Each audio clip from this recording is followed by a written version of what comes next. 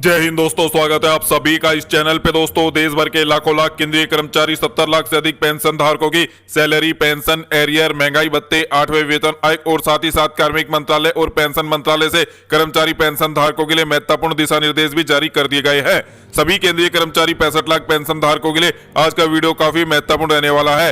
Video को शुरू से लेकर अंत तक जरूर देखिएगा ताकि कोई जानकारी आपसे छूट ना जाए। वहीं पर दोस्तों, आपकी जानकारी के लिए बता दें कि इस चैनल पर आपको सरकारी कर्मचारी, पेंशन धारक, भूतपूर्व सैनिक, भूतपूर्व जवानों के रिगार्डिंग सभी खबरें सही, सटीक व तथ्यों पर आधारित मिलती है। इसलिए वीडियो को लाइक और चैनल को सब्सक्राइब करना बिल्कुल भी अवॉइड ना करें। तो जल्दी से जल्दी चैनल को सब्सक्राइब करें, वीडियो को लाइक करें। तो चलिए दोस्तों, आपका ज्यादा समय ना लेते हुए आज की सभी खबरों को विस्तार पूर्वक जान लेते हैं। सबसे पहले बात करते हैं बड़ी अपडेट की। 31 मार्च को बैंक क्यों खुले रहेंगे, पूरा कारण क्या है?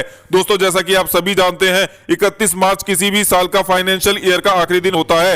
यानी इस दिन सभी सरकारी और बैंकिंग संस्थाओं को अपने पूरे साल का हिसाब किताब बंद करना होता है। इसी कारण से रिजर्व बैंक ऑफ इंडिया ने सभी बैंकों को निर्देश जारी किया है कि 31 मार्च 2026 को सभी एजेंसी बैंक खुली रहेंगी, बैंक की शाखाएं पब्लिक के लिए खुली रहेंगी और सभी प्रकार के ट्रांजैक्शन जारी रहेंगे। इसका मतलब यह है कि अगर आपको कोई बैंक से संबंधित काम पेंडिंग है तो आप 31 मार्च को जाकर भी बैंक में पूरा कर सकते हैं। वहीं पर दोस्तों, आपको बता दें कि फाइनेंस मिनिस्ट्री का नया आदेश जारी किया गया है। अब बात करते हैं दूसरे महत्वपूर्ण अपडेट की, जो जारी किया गया है मिनिस्ट्री ऑफ फाइनेंस की तरफ से। इस आदेश के अनुसार सभी वित्तीय विभाग जैसे pay and account office PAO, principal account office PRAO, income tax department DDO office, सभी को 31 मार्च को खुला रखने के निर्देश जारी किए गए हैं। इसका मुख्य उद्देश्य है कि फाइनेंशियल ईयर 2025-26 के सभी लंबित कार्य पूरे किए जा सकते हैं। अब चलिए दोस्तों, आपको बता दें कि 1 अप्रैल को क्या स्थिति रहेगी। दोस्तों, यहाँ पर एक महत्वपूर्ण बात समझना जरूरी है। 1 अप्रैल को बैंक तो खुले रह सकते हैं, लेकिन पब्लिक डीलिंग बंद रह सकती है। ऐसा इसलिए होता है क्योंकि उस दिन बैंक अपने इंटरनल अकाउंट को फाइनलाइज करते हैं। इसलिए आपको सलाह दी जाती है या तो 31 मार्च को अपना बैंक का काम निपटा ले या फिर 2 अप्रैल तक के बाद ही बैंक में आपको जाना होगा। अब चलिए दोस्तों, आपकी मार्च महीने की पेंशन को लेकर क्या ताजा अपडेट निकलकर सामने आया है, उसकी चर्चा कर लेते हैं। अब दोस्तों, सबसे बड़ा सवाल, मार्च की पेंशन कब आएगी? इसे 3 हिस्सों में समझिएगा। स्पर्श पेंशनर, जो पेंशनर स्पर्श सिस्टम से जुड़े हैं, उनकी पेंशन 1 अप्रैल 2026 से क्रेडिट होना शुरू हो जाएगी। मैसेज आए या ना आए, पेंशन आपको मिलती रहेगी। लाइफ सर्टिफिकेट अपडेट होना जरूरी है। डिफेंस पेंशनर, फैमिली पेंशनर सभी इसमें शामिल है। तो आप स्पर्श के माध्यम से यदि पेंशन प्राप्त करते हैं तो आपको 1 या 2 अप्रैल को पेंशन आपके खाते में देखने को मिलेगी। चाहे आपको एडवांस इंटीमेशन का मैसेज मिला हो या नहीं मिला हो, लेकिन फिर भी आपकी पेंशन का भुगतान अप्रैल 1-2 तारीख को कर दिया जाएगा। अब बात करते हैं जो पेंशनर बैंक के माध्यम से पेंशन प्राप्त करते हैं। जो लोग बैंक या CPPC, central pension processing centre के माध्यम से पेंशन लेते हैं, उनकी पेंशन 1 अप्रैल से 10 अप्रैल के बीच कभी भी आ सकती है। इसमें शामिल है रेलवे पेंशनर, पोस्टल विभाग के पेंशनर और अन्य केंद्रीय कर्मचारी। वहीं पर आपको बता दें कि ट्रेजरी स्टेट पेंशनरों के लिए होती है। जो राज्य सरकार या ट्रेजरी से पेंशन लेते हैं, उनकी पेंशन भी 1 अप्रैल से लेकर 10 अप्रैल के बीच में आ जाएगी। तो ऐसे में यहाँ पर ध्यान देने वाली बात है कि 1 अप्रैल से लेकर सभी पेंशन धारकों की पेंशन उनको खाते में देखने को मिल जाएगी मार्च महीने की।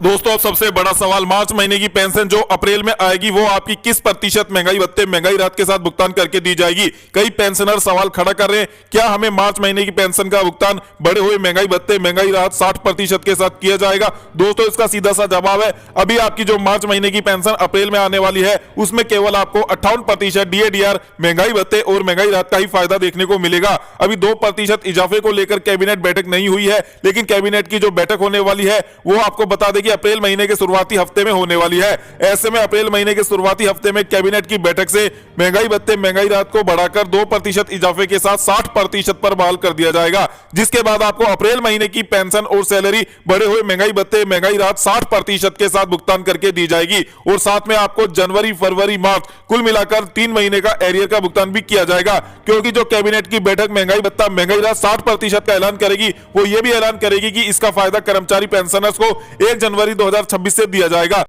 तो दोस्तों, ऐसे में जो महीने निकल चुके हैं, जनवरी, फरवरी, मार्च का महीना, इनका आपको बढ़े हुए DADR के अनुसार एरियर का भुगतान एक मुश्त करके दिया जाएगा अप्रैल पेंशन के साथ और अप्रैल सैलरी के साथ। अब चलिए दोस्तों, अगली बड़ी इंफॉर्मेशन की चर्चा कर लेते हैं। अगली बड़ी जानकारी निकलकर सामने आई है लाखों लाख केंद्रीय कर्मचारी, 65 लाख पेंशन धारकों के 8वें वेतन आयोग को लेकर। आपकी जानकारी के लिए बता दें कि 8वें वेतन आयोग में रेलवे फेडरेशन के अध्यक्ष ने एक अहम मांग पत्र सौंप दिया है 8वें वेतन आयोग की कमेटी को, जिसमें मांग की गई है फिटमेंट फैक्टर को 3.25 के आसपास वापस रखा जाए।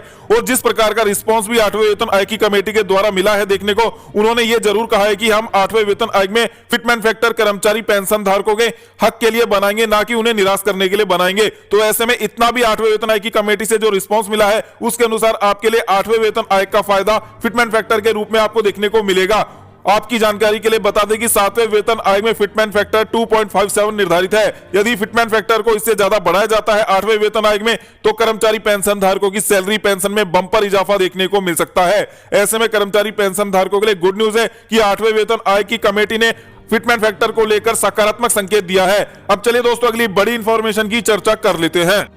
8वें वेतन आयोग को लेकर अब तक की सबसे बड़ी खुशखबरी, क्या आपका फिटमेंट फैक्टर 3 से ज्यादा होने वाला है? सरकार ने दिया है बड़ा संकेत। दोस्तों, रक्षा मंत्रालय ने एक नया आदेश जारी किया है जिसमें सरकारी क्वार्टर के लिए परिवार की परिभाषा को बढ़ा दिया गया है। अब जब सरकार खुद मान रही है कि परिवार बड़ा है और खर्चे ज्यादा है, तो वेतन आयोग में भी 3 की जगह 5 फैमिली यूनिट को आधार मानना पड़ेगा। पोस्टल यूनियन ने भी अपने मेमोरेंडम में यह मांग की है। अगर 5 यूनिट के हिसाब से फिटमेंट फैक्टर कम से कम 3 भी रखा जाता है तो पे लेवल 1 की बेसिक सैलरी सीधे 54,000 रुपए, डिफेंस वालों की 65,100 रुपए प्लस एमएसपी हो जाएगी। सवाल क्या है, निष्कर्ष क्या है? जब सांसदों ने अपना वेतन 24% बढ़ा लिया है तो कर्मचारियों का फिटमेंट फैक्टर भी बढ़ना चाहिए। क्या आपको भी लगता है कि 8वें वेतन आयोग में फिटमेंट फैक्टर 3 से ज्यादा होना चाहिए? यदि आप इससे सहमत है तो वीडियो को ज्यादा से ज्यादा लाइक कीजिए और अपना समर्थन जरूर दर्ज कराइए। अब चलिए दोस्तों अगली बड़ी इंफॉर्मेशन की चर्चा कर लेते हैं। दोस्तों, एक फैमिली पेंशनर परमेश्वरी देवी, जिनकी आयु 85 वर्ष हो चुकी है, लेकिन उन्हें अभी तक एडिशनल पेंशन का फायदा विभाग की ओर से नहीं दिया गया है। दरअसल आपको बता दें कि परमेश्वरी देवी के पति जो हवलदार के पद से रिटायर हुए थे, उनकी मृत्यु हो चुकी है, लेकिन फैमिली जो पेंशनर मिल रही है परमेश्वरी देवी को, उनकी आयु 85 वर्ष हो चुकी है, लेकिन उन्हें अभी तक एडिशनल पेंशन का भुगतान विभाग की ओर से नहीं किया गया है। ऐसे में जब वो हमारी टीम के संपर्क में आई तो हमारी टीम ने उन्हें गाइडेंस दी और स्पर्श पोर्टल के माध्यम से शिकायत दर्ज करवाई। उस पर भी समाधान नहीं मिला, जिसके बाद हमने सीपीएम ग्राम पोर्टल के माध्यम से उनकी शिकायत दर्ज करवाई। उसके बाद समाधान देते हुए सीपीएम ग्राम पोर्टल के माध्यम से उनकी एडिशनल पेंशन की शुरुआत भी कराई गई और पिछले 5 सालों का एरियर का भुगतान भी एकमुश्त खाते में कर दिया गया है। तो यहाँ पर आपको ध्यान देने वाली बात है, यदि आपके साथ भी पेंशन के रिगार्डिंग कोई समस्या बनी हुई है तो उसके लिए आपको आवाज उठानी होगी, तभी आपको समाधान मिल पाएगा। अब चलिए दोस्तों अगली बड़ी इंफॉर्मेशन की चर्चा कर लेते हैं। दोस्तों, केंद्रीय कर्मचारी 65 लाख पेंशन धारकों के लिए आज का दिन काफी अहम रहने वाला है, क्योंकि आज के दिन वो आखिरी तारीख है जब केंद्र सरकार को एससी में यह बताना होगा कि कर्मचारी पेंशन धारकों के लंबित बकाया 18वां एरियर का भुगतान 8% ब्याज दर के साथ किया जाता है तो केंद्र सरकार पर कुल कितना वित्तीय भार आएगा। हालांकि सरकार ने अभी तक जवाब दाखिल नहीं किया है जब तक ये वीडियो बनाया जा रहा है, लेकिन उम्मीद है कि सरकार की ओर से आज जवाब दाखिल कर दिया जाएगा, जिसके बाद इस केस की कार्रवाई को एससी के द्वारा आगे बढ़ाया जाएगा और कर्मचारी पेंशन धारकों का कोरोना काल का लंबित बकाया 18वां एरियर भुगतान के आदेश एससी के द्वारा जारी किए जाएंगे, जिसके बाद मजबूरन कर्मचारी पेंशन धारकों के लंबित बकाया 18वां एरियर का भुगतान सरकार को करना होगा। हाल ही में एससी द्वारा पश्चिम बंगाल सरकार को भी डीए एरियर भुगतान को लेकर आदेश जारी कर दिए गए हैं, जिसके बाद पश्चिम बंगाल के कर्मचारी पेंशनरों को एरियर का भुगतान भी शुरू हो चुका है। उम्मीद है कि 18वां एरियर पर भी एससी का आदेश जल्द आएगा और कर्मचारी पेंशन धारकों को राहत मिल सकेगी। चलिए दोस्तों, मिलते हैं आगामी इंफॉर्मेशन के साथ नेक्स्ट वीडियो में। जय हिंद, जय भारत, वंदे मातरम।